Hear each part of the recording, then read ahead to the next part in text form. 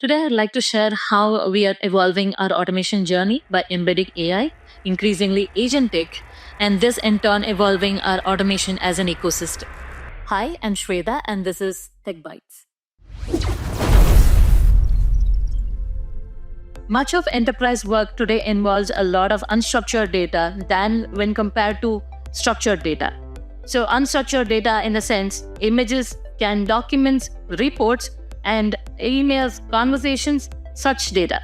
So, extracting information or automating all these type of data, it becomes really tough with the traditional automation or RPA. So, we have embedded AI capabilities like large language models or visual models along with the automation workflows, where the automation workflow is now capable of extracting information, understanding the context, helping more or supporting towards decision making.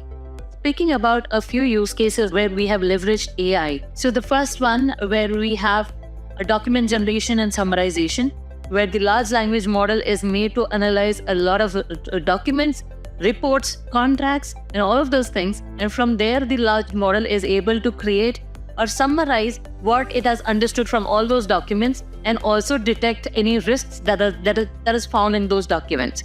So with this, it becomes easier for the human in the loop or human who has to review it by reducing the time where they take to review. And the second use case when we talk about it is generating information or capturing information from professional diagrams or architecture diagrams. So these diagrams are again over a PDF or it can be over any software.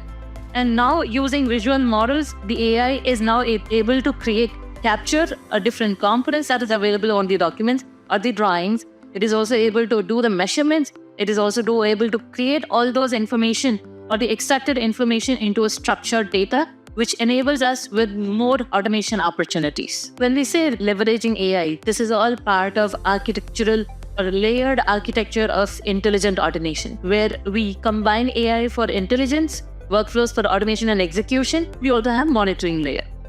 So as they move next, we are bringing in AI agents, which will going forward have the capability to understand, interpret, and also help in decision making. And this together, when we bring it in as an agent, the automation workflows then being static becomes dynamic because it has the knowledge and it will also be able to suggest what can be done in future. So as we move towards intelligence as a service, we aim to build AI capabilities and AI agents that can be reused and leveraged across multiple platforms, multiple functions, that becomes life easier and also intelligent so that the process is more stable and scalable. Thank you.